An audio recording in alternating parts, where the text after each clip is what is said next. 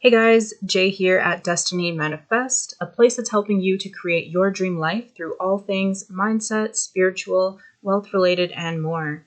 I think some people thought we were just another KDP channel, to be honest, and so when we started releasing some of our later videos, like some of our newest videos about abundance and reprogramming your mind and all of that, some people just kind of dipped. They dropped off. But you know what? That's totally fine because a lot of other people have been hopping on, and they're people who are more of our tribe, to be honest, more of our mindset.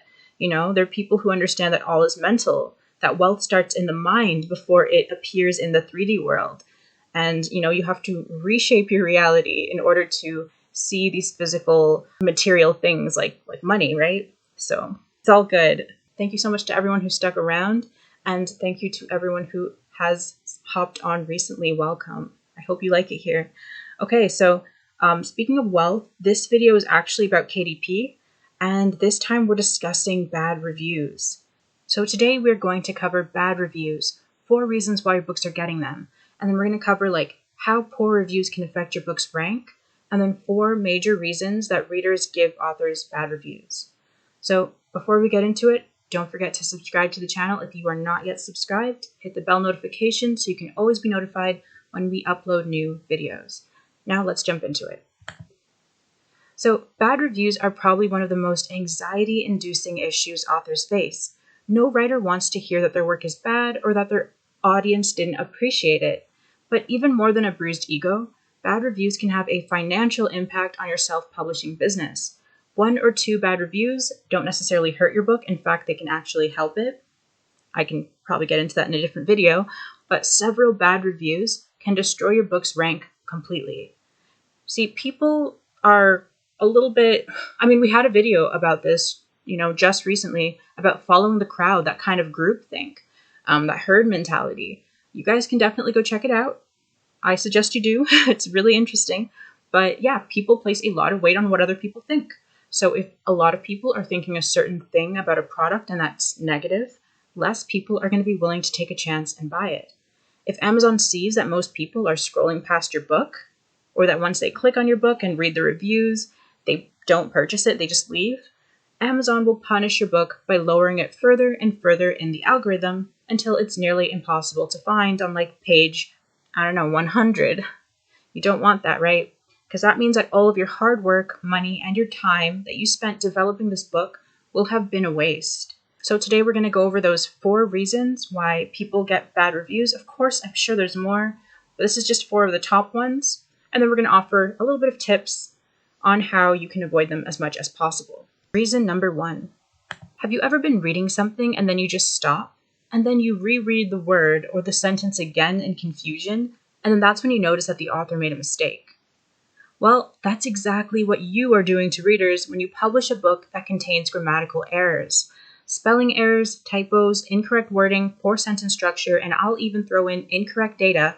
They are all incredibly distracting to readers because they displace the reader from your work as they're forced to sort of auto-correct your mistakes in their mind. Grammatical errors are the cause of many a 1 or 2 star reviews because they frustrate, annoy, and even offend some readers. And unfortunately, it doesn't always matter how good your book is. A great book with poor grammar is still susceptible to poor ratings. I see it all the time. In fact, grammatical errors can actually lower the perceived quality of a book. In other words, a reader may actually view your book as being low quality just because there are errors in it. Now, chances are, like most self-published authors, you worked really hard on your book. You created the outline, you did the research, maybe you even sat down and wrote it all yourself as well. Or if not, then you outsourced it to a skilled writer and you had to compensate them for their time and effort. It shouldn't all be for nothing. But the fact is, many new writers don't want to spend money on editors. Sometimes they believe that they can't afford it, but sometimes, like myself in my early days, and I'm going to throw her under the bus, they get impatient and they just want to publish their book right away once it's complete. Or even worse, some self-publishers truly believe they can edit their book themselves because maybe they have a background in writing or they just assume that editing is easy. But the truth is, when you're too close to a piece of writing, your brain may and often does overlook things and make mistakes. And so it's easy for those mistakes to slip past your eyes and then they go on to be published. This is why it's so important that you hire at least one editor to look over your work before it hits the Amazon platform. It's not that expensive, and it is well worth it. Now, before we get into reason number 2, I'm actually going to show you something really quick. This is our new writing service website. This is the first time we've talked about it on the channel, but we never showed you guys. And yeah, I'm so excited to share this with you. We're probably gonna have to do a video dedicated to this where me and T can sit here and go through the site with you guys. But basically, we created a premium ghostwriting service for your publishing business. And this is it's exciting because it's from writers, we're writers, and it's for writers, It's for self-publishers by self-publishers. We know what you guys need because we needed that stuff. We know the frustration of hiring freelancers, hiring, ghostwriters and stuff like that. And then they give you work that is less than you expected. It's just not good quality. So we were like, you know what? We need a solution. If you want something done, you just got to do it yourself sometimes. So that's why we created this website. And basically, there's quite a few services, and there's a lot more to come. But as you can see, editing is here, proofreading. There's book descriptions. Those are available right now as well. Another page on publishpageservices.com that I wanted to show you is our course page. We finally have our course up and running. I know I've mentioned it in a couple of videos, but never really went into full detail, and we should still have a proper video for this. But I wanted to show you that this course is here as well. This is our step-by-step method for how we were able to create and scale and grow our business. And yeah, this is just one of my days in December of last year, and this is through being able to run ads properly along with creating a good book.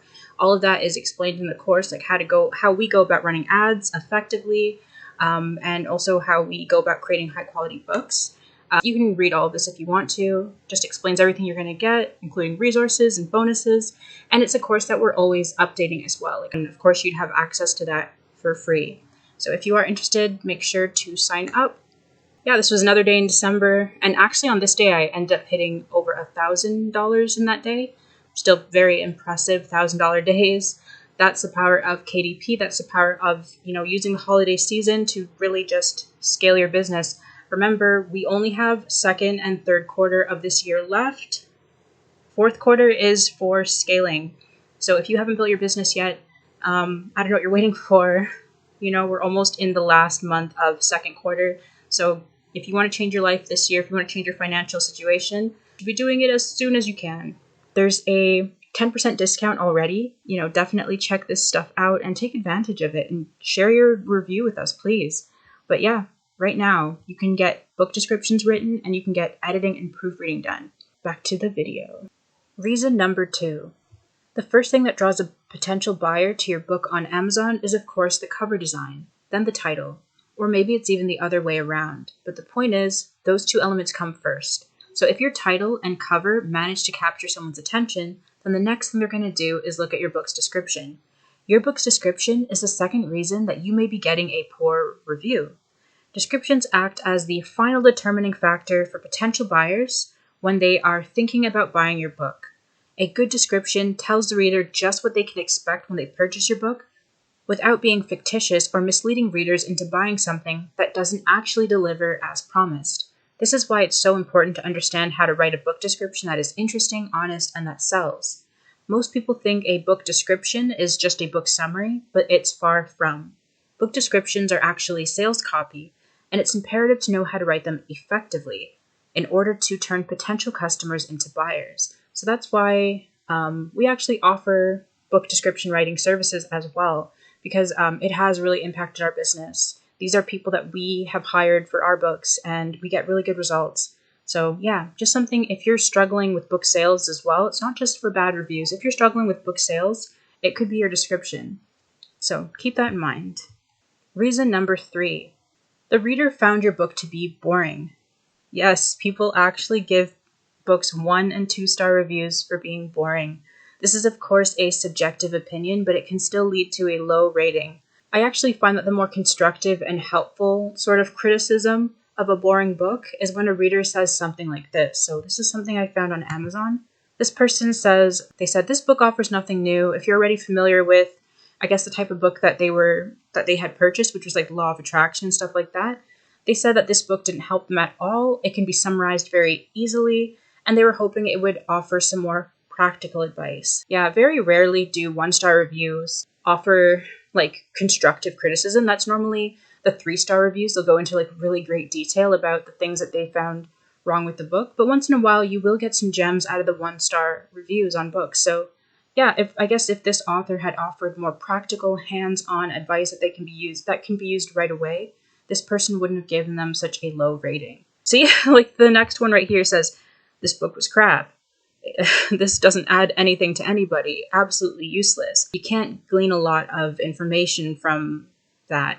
But this one up here, you can understand a lot more of why they're upset. So oftentimes books that are considered to be boring to a reader are books that are not quite what the reader expected. For instance, the reader may have expected you to cover certain topics in the book that you left out, or perhaps there was something in the book that they didn't expect to be there that you included.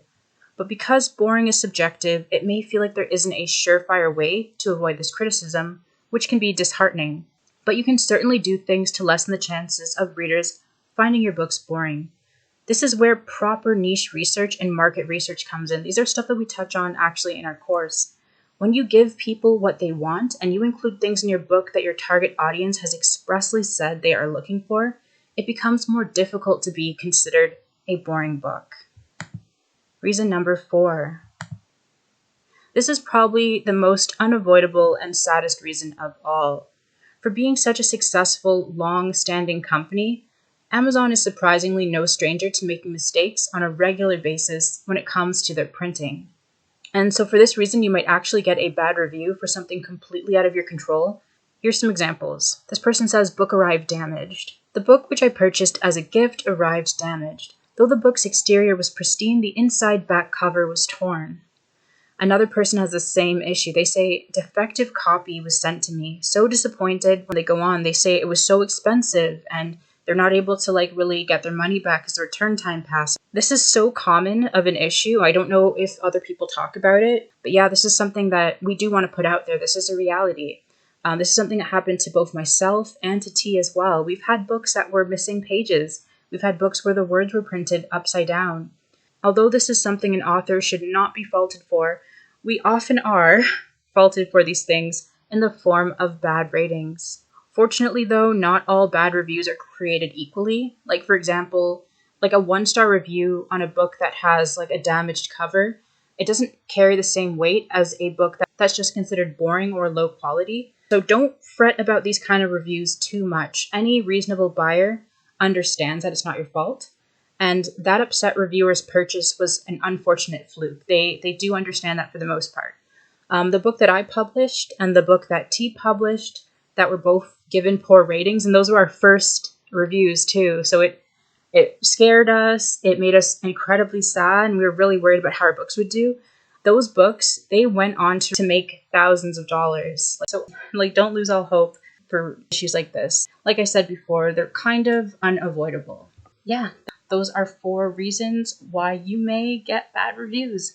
And 3 of those reasons, at the very least, you can do something about. That last one, you don't work at the Amazon printing warehouses. You don't control that.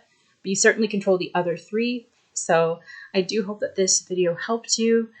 Thank you so much for watching. We'll have more videos coming soon, more podcasts coming soon. Remember, we touch on all sorts of things: manifestation, mindset, business, wealth. It all goes together.